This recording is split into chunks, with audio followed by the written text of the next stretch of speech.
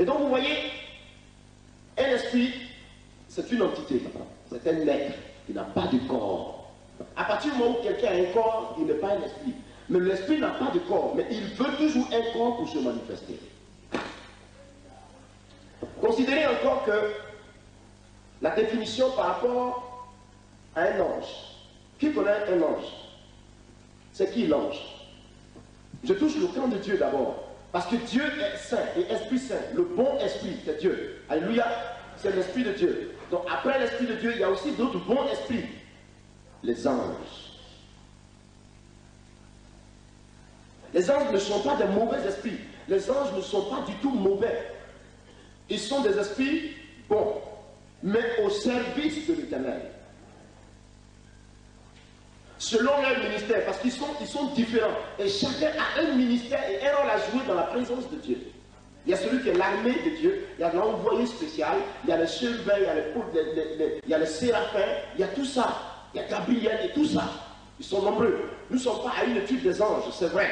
Mais je pense tout cela pour que vous compreniez qu'il y a des bons esprits et il y a des mauvais esprits. Les bons esprits sont de Dieu. Les anges sont avec Dieu et dans le camp de Dieu. Mais Dieu aussi est le bon et le meilleur esprit. C'est-à-dire l'Esprit Saint, il est bon. En dehors de cette classe des esprits bons qui sont de Dieu, de l'autre côté, il n'y a que des mauvais esprits. Voyez? Donc un ange, c'est qui? Un ange est un esprit au service de Dieu, envoyé par Dieu ou de Dieu pour combattre ou alors avec les enfants de Dieu. C'est-à-dire qu'il vient pour combattre ou bien pour les enfants de Dieu. Soit il vient pour combattre pour eux, soit il vient combattre avec eux. Vous comprenez? Je suis clair? Quand Élisée était avec son serviteur en face des ennemis, quand le serviteur avait peur, il a dit, mais nous avons peur. Il dit, mais plutôt, ils sont nombreux, ils vont nous tuer. Regardez. Élisée dit à son serviteur, ne t'inquiète pas, ceux qui sont avec nous sont plus nombreux que ceux qui sont avec eux. Et Dieu ouvrit les yeux du serviteur d'Élisée, il vit une armée d'anges. Voyez? Donc, secrètement, les anges de Dieu travaillent avec toi, en tant qu'enfant de Dieu. Très souvent, quand ils interviennent, soit c'est pour te secourir, soit pour t'apporter un message de Dieu, soit pour travailler avec toi dans la tâche où tu es. Vous voyez, quand les chrétiens intercèdent, ils intercèdent. Les anges arrivent et travaillent à partir de l'intercession des enfants de Dieu. Quand les chrétiens ne prient pas, les anges ne sont pas forts pour opérer. Mais la prière des chrétiens donne force aux anges pour les secourir, pour se manifester à leur profit. Quand le chrétien dort, vous voyez, quand il ne prie pas, l'ange n'est pas fort pour lutter pour lui. Vous voyez, c'est pour ça que la Bible nous demande d'être des hommes et des femmes de prière. Donc vous voyez un peu, c'est ça. Il vient nous secourir selon les circonstances. En d'autres termes, il vient pour annoncer aux enfants de Dieu un message de Dieu.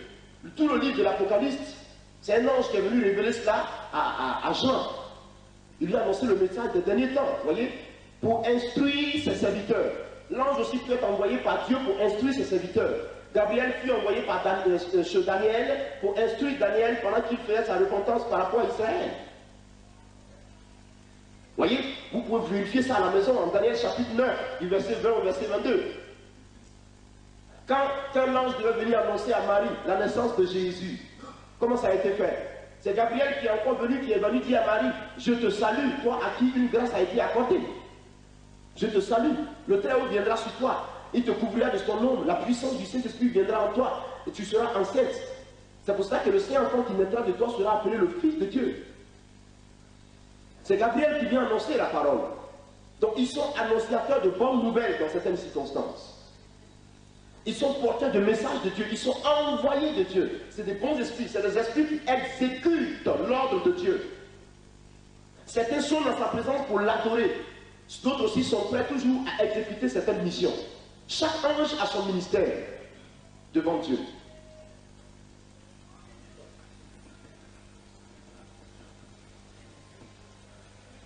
Ils viennent aussi quelquefois pour fortifier les enfants de Dieu en détresse. Par exemple, l'Apocalypse, Dieu a donné cette révélation à Jean pour fortifier Jean. Jean était celui de Patmos abattu. Il n'y avait plus d'espoir de vie. Le seul parmi tous les disciples qui étaient restés. Dieu lui révèle l'Apocalypse pour lui redonner espoir. Donc il vient guérir sa détresse. Voyez? Selon Apocalypse chapitre 1, du verset 1 au verset 2. Il vient aussi pour annoncer les choses à venir. Voyez? Pour apporter une révélation à venir de ceux qui vont s'accomplir dans l'avenir aux enfants de Dieu. C'est les anges qui apportent ces messages-là. Vous pouvez considérer Apocalypse 22, verset 6 à 7. Ils sont également compagnons de service des enfants de Dieu. Ils sont nos compagnons de service. Ils servent avec nous. Ils viennent travailler avec nous. Je vous assure que ce soir, ils sont là pour nous protéger. Ce soir, dans cette salle, ils sont là pour nous protéger. S'il y a un démon qui surgit là-bas, qui veut faire du mal à un seul enfant de Dieu qui écoute cette parole, un ange se positionne devant lui pour l'empêcher, pour le frapper à partir. Imaginez-vous que vous êtes en train de voyager et un démon met un plan sur pied pour vous dérouter afin que vous connaissiez l'accident de circulation. Dès que la voiture se penche d'un côté, l'ange positionne son pied, la voiture franchit son pied, reprend la route. Ils sont puissants, ils sont des esprits puissants, forts, qui détiennent de Dieu et un certain pouvoir dans la mesure de leur ministère. Alléluia. Donc ils sont au service de Dieu. Il est important que je vous définisse tout ça pour que vous compreniez quels sont les esprits qui se manifestent. Ils sont des esprits au service de Dieu, envoyés pour exercer un ministère en faveur de ceux qui doivent hériter du salut. Ils sont disposés à œuvrer en faveur du mandat qu'ils ont reçu du Seigneur et dans notre intérêt. Les anges, les anges, les anges.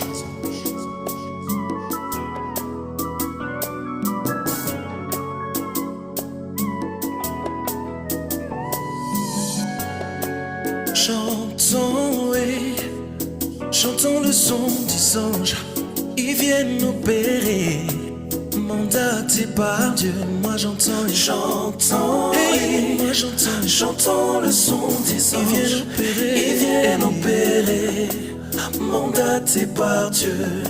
Oui, moi j'entends et chantons le son des anges, ils viennent opérer, mandaté par Dieu. Moi j'entends et j'entends le son des anges, ils viennent opérer, mandaté par Dieu.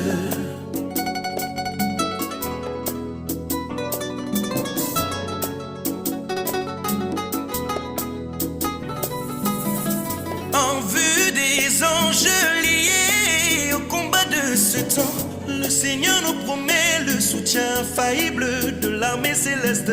Moi j'entends et chantons, chantons le son des anges, ils viennent opérer, mandatés par Dieu. Ne soyez pas intimidés par les chars et les chevaux de l'ennemi. Que vos yeux s'ouvrent afin que vous voyez la montagne pleine de chevaux et de chars de feu.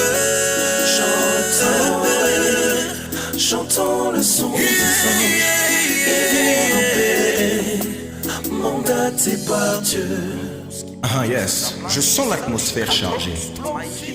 Ok, plus tu montes, plus je vois le ciel s'ouvrir. Plus tu montes, plus le chef de l'armée céleste presse son épée. Je dis plus tu montes, plus les anges se multiplient en faveur de ton combat. Et plus tu montes, plus je vois l'échelle se dresser. Le ciel, le ciel, le ciel est ouvert. Le ciel, le ciel, le ciel est ouvert. L'échelle est dressée, les anges entrent en activité. Le ciel est ouvert. Ma honte est ôtée, la victoire est de mon côté. Le ciel est ouvert. Les voici qui montent, ils descendent de haut. Le ciel est ouvert. Ils montent avec mes prières et descendent avec l'exaucement. Le ciel est ouvert. Les voici qui montent, qui descendent de haut. Le ciel est ouvert. Ils montent avec mes soucis, descendent avec la solution. Le ciel est ouvert. Les voici qui montent, ils descendent de haut. Le ciel est ouvert. Ils montent avec ma défaite et descendent avec ma victoire. Le ciel est ouvert.